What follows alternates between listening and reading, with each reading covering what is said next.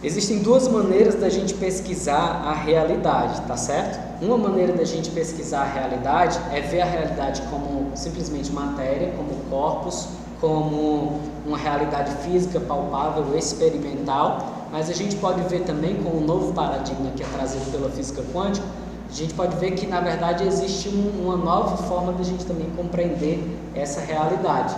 E aí para a psicologia transpessoal existe mais esse diálogo entre essa nova forma, entre essa interação de matéria e energia e essa interação entre o ser humano e essa consciência mais ampliada, tá bom?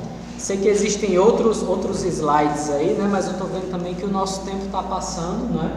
E a gente tem aquela proposta de a gente ter pelo menos uma experiência vivencial, né? Então eu vou falar só aqui na página 7, vou falar um pouquinho sobre a contribuição da Vera Saldanha.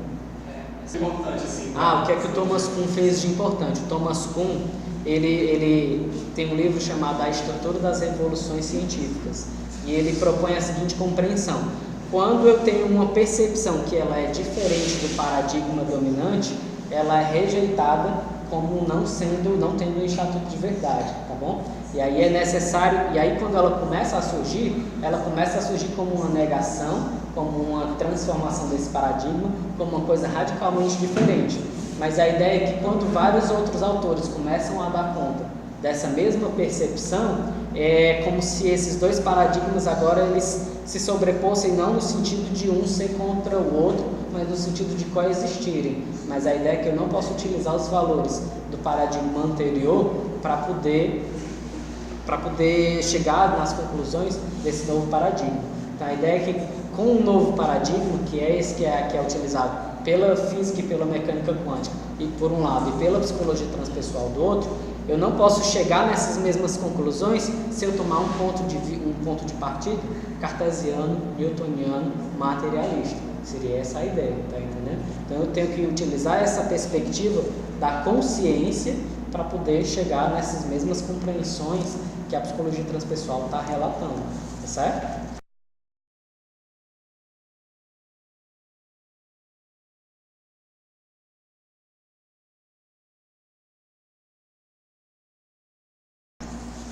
Então vamos falar um pouquinho da Vera Saldanha, né? Ela fala de dois tipos de formas da gente compreender a psicologia transpessoal, dois aspectos, que seria o aspecto dinâmico e o aspecto estrutural.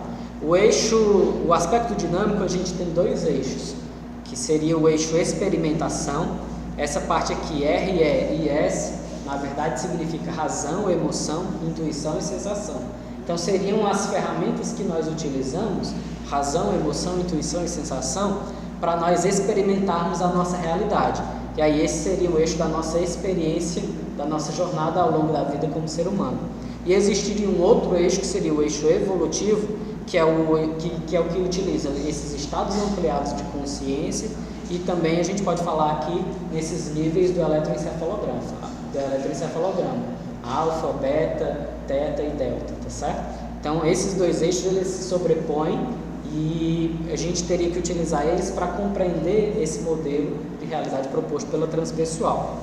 E quanto ao aspecto estrutural, a Vera Saldanha fala que existem 5 elementos para a gente compreender a psicologia transpessoal: conceito de vida, conceito de unidade, conceito de ego, conceito de cartografias da consciência, que são esses mapas que eu trouxe um pouquinho para vocês, e o conceito de estados ampliados de consciência, que é esse também que eu já trouxe para vocês, tá bom? Falando um pouquinho de ego, o nosso ego é como se fosse um gestor, um administrador.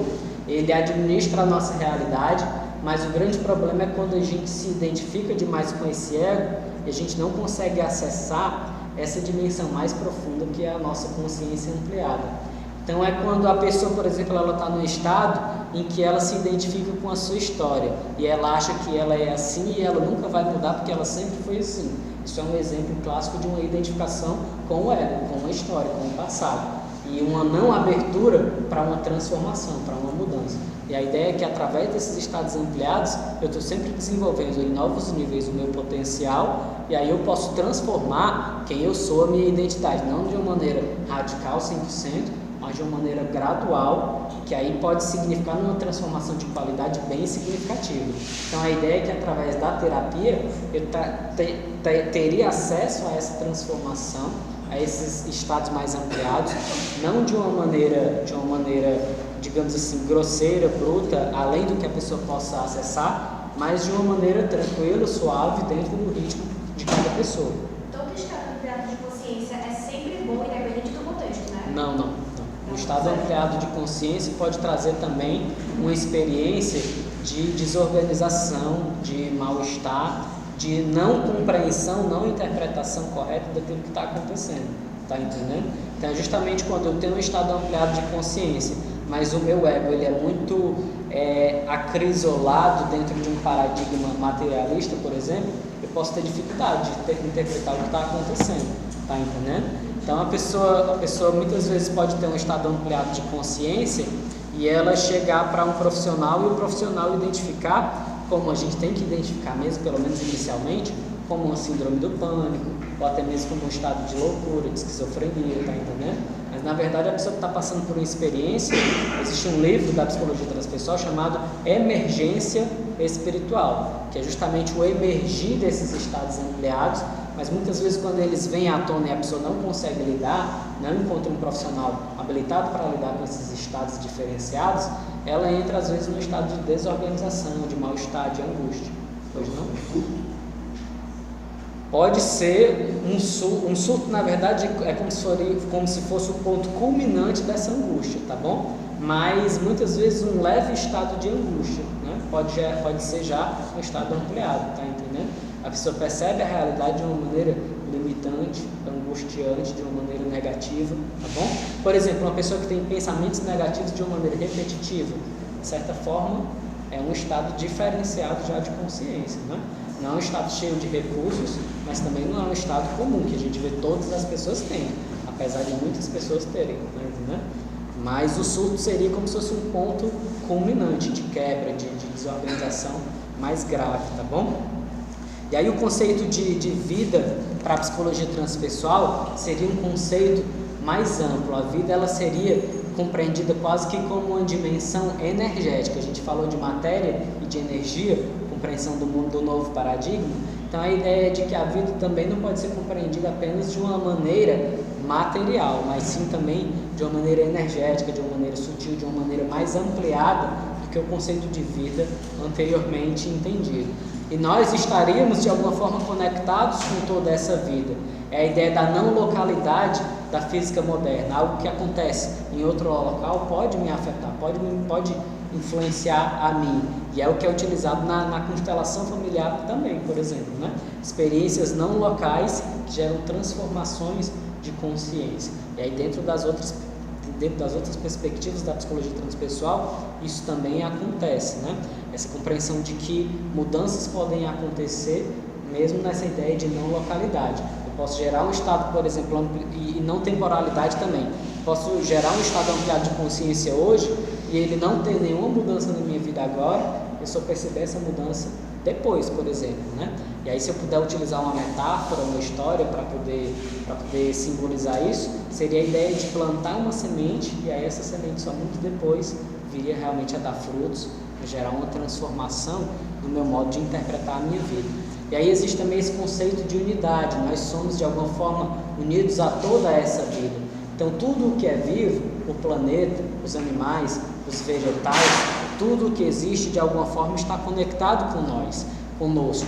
E de alguma forma aquilo que a gente faz pode afetar de uma maneira negativa a vida em todo o planeta. Então existiria também a ideia de uma responsabilidade social, uma responsabilidade ambiental, uma responsabilidade espiritual daquilo que nós fazemos, das escolhas que nós tomamos, para que assim nós possamos vivenciar uma vida mais integral, mais inteira, uma vida de interconexão com esse todo que existe, do qual nós fazemos parte. Então, muito além da ideia que nós temos atualmente de que eu devo me importar muitas vezes só comigo, né? Só com os meus interesses, com o meu ego, a ideia da psicologia transpessoal é de transcender a esses valores de autorreferência, de autoimportância e encontrar outros valores mais integrais, mais voltados para essa totalidade, tá certo? Existem outros slides, mas a ideia também é que a gente possa ir encerrando com uma experiência vivencial bem breve. E aí esse é o ponto em que, se tiver alguém que quiser se retirar, pode se retirar de uma maneira, né, suavemente, e as outras pessoas que quiserem vivenciar, vão vivenciar aqui comigo, tá bom? Vocês têm alguma dúvida, alguma pergunta para a gente encerrar e entrar nessa outra evidência? As pessoas que vivem muitos desses estados alterados, né? Elas melhoram com isso de algum modo. A ideia é que melhore. Com relação a ter público dele, zero problema. A experiência de quem? Do lado do público dele. Ele não aceita o público dele, né? Essa questão aí que eu sou muito. Certo, olha só. A ideia é que uma experiência ampliada, ela pode me trazer uma resposta para um aspecto da minha vida. Mas não quer dizer que eu vou ser um ser humano totalmente iluminado a partir de agora, tá bom? Então, por exemplo, ele teve experiências que o iluminaram na experiência dele com a física, né? Com a ciência, né? Mas os outros aspectos da vida dele não foram trabalhados.